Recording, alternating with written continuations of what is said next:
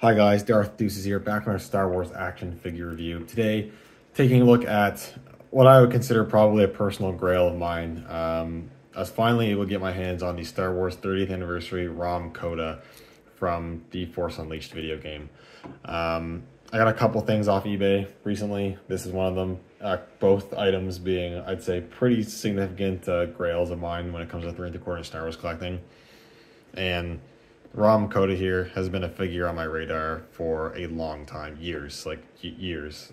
I wanted this figure for a very long time, and I finally found him for a price that I was willing to pay. I didn't get not like a crazy good deal. I didn't get like a steal of a deal or anything, but I got, I think, a fair price for it.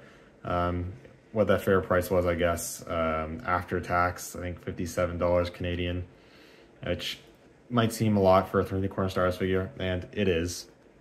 But I don't know, I think it was worth it. This figure is like going on 15 years old now, and it's the only figure of Rahm Kota that exists and very well could ever exist.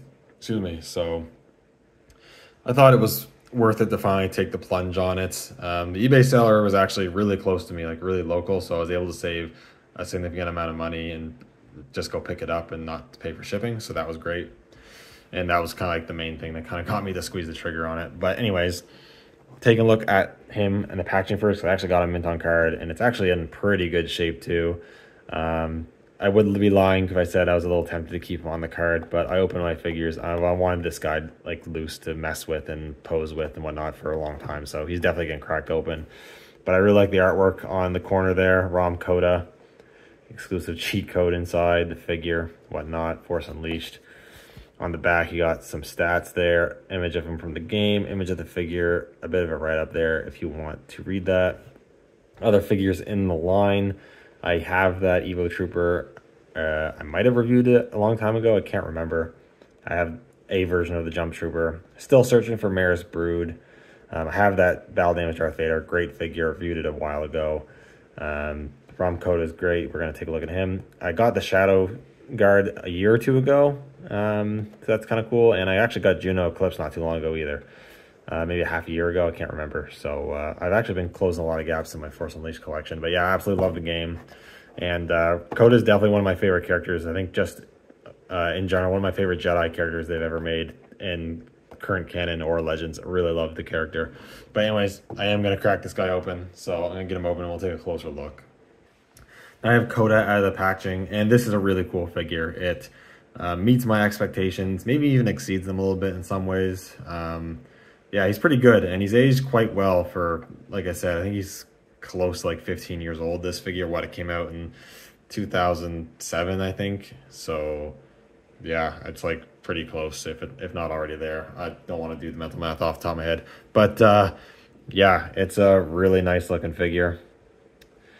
I think looking up at the head sculpt first, I'm really impressed with how this looks. I think the sculpt is great. I love all the scars on his face, the little goatee, and he's got the bunded up hair. And I like the paint in there, like the brown hair with the graying brushing to make it look like it's graying, which I think looks really good. I've always been a big fan of Kota's design. He's got very samurai inspired looking look going on with the bun, the armor, and the lightsaber and whatnot. And I just really like his character as well. He's a lot more militaristic than most Jedi. He had his own militia because he didn't trust the clones. Were fit for combat. And most of the characters in the game refer to him as General Kota instead of Master Kota. I just always think that's a cool little detail. They think of him much more as a warrior and military commander and all that jazz. As you can see, he does have these little soft goods like cape pieces here. They are stitched and connected to the figure there. Don't really think there's any way to remove it. I don't really know, why you want to anyways. But yeah, they do have these little cuts on the bottom to kind of look like they're tattered up, but they're just straight cuts. So it looks like someone just took scissors and just kind of cut it. It doesn't look that great, but it's not too bad. It's pretty cool. And then you do have the armor. I really like the armor. It's a dull gray, and then you do have a bit of like a brown marks to make it look dirty and worn, which I think looks good. And he's got his gauntlets as well, which look nice with the gloved hands. And the belt has some nice paint detailing as well as this little piece here. It's sculpted very well. And even got some paint detail on the back. Yeah, looks pretty good. and the legs look good as well with the boots. The only thing I'll say is because he got so much armor on the top and not much armor on the bottom, it does look a little top heavy. Like it looks like his torso is much bigger than, and it feels like his legs should be a bit thicker, but I think that's just because he's wearing so much armor on the top and really not much on the bottom. So that's fine. But yeah, he looks really good. I really like how he looks. In terms of articulation, he's also pretty well articulated, especially for the time. He's a ball joint at the neck, which doesn't really look up that much, doesn't really look down a whole lot, but does actually pivot a bit and rotates. Ball hinges at the shoulders, which the shoulder pads do hit limit some articulation, but you still get them up a fair amount, and they do rotate. Ball hinges at the elbows, which move about 90, maybe even slightly past 90. And you got swivel cut at the forearm armor. This hand actually pops off kind of easily, so I guess you want to be a bit careful about that. But yeah, that's good. And he has a swivel cut at the waist. He's got swivels at the hips, hinges at the knees, and then hinges at the ankles. So he's actually got pretty good articulation. Obviously, it's a decent amount dated to today's standards, but back in the 30th anniversary, you could get some weird, whack engineering schemes for articulation on figures sometimes. So I like that for its time, Kota's was pretty modern and pretty consistent, so that's great. In terms of accessories, doesn't come with a ton of stuff. Doesn't really need to come with a ton of stuff. You do actually get a display base with this one, which I think most of the Force Unleashed figures came with. You got Rahm Kota, Star Wars Expanding Universe there, so that's pretty nice. I do wish figures still came with display bases like this. I think that'd be nice. That's cool. Of course, you get his lightsaber. He does have a unique saber to him. Got a green blade, and you've got this really nicely sculpted and painted hilt with silver, black, and brown. I do like how it kind of looks like a samurai katana hilt at this at the middle spot there. Always like that detail. And he holds onto it just fine.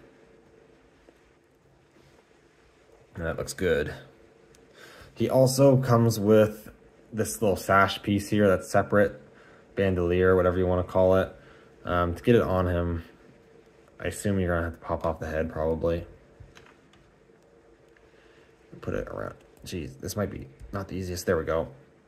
It's not okay. It's not too bad. Fix up the cape a little bit here. You can do that. And you can put this little sash bandolier thing on him, which looks pretty cool. And it does technically serve a function. You can store the lightsaber in it, but the thing is that the blade doesn't come out of the hilt, and he doesn't come with an alternate unlit hilt, so you literally have to store it like a traditional sword like that, which doesn't make a whole lot of sense. It looks kind of dumb, unfortunately. It makes no sense, but it is something you can do, I guess. It definitely would have been nice if they included a unlit lightsaber hilt or made the blade removable or something so you could store the hilt like he does in the actual game. I always liked that he had his hilt on his back or over his shoulder rather than on his belt there. But yeah, still something you can do, so it's worth mentioning. But yeah, that's pretty much it for the figure itself. Overall, I think it's a really great figure that's actually aged pretty well. I'm pretty happy with it, not gonna lie.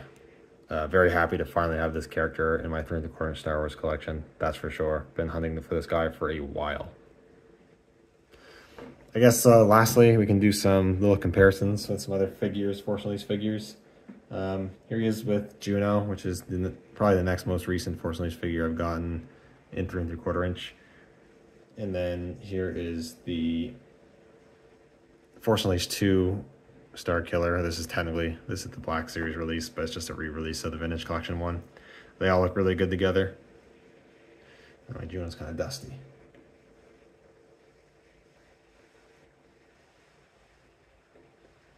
And here he is with another figure from a same wave, I guess, if the packaging is to be believed. Here he is with the Shadow Guard and with the Sith Stalker Armor Star Killer that was also released in the 30th anniversary line.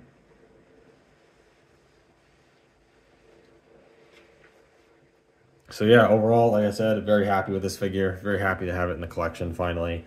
And you know, very well done figure. Like I said, I think it has aged pretty well, all considered.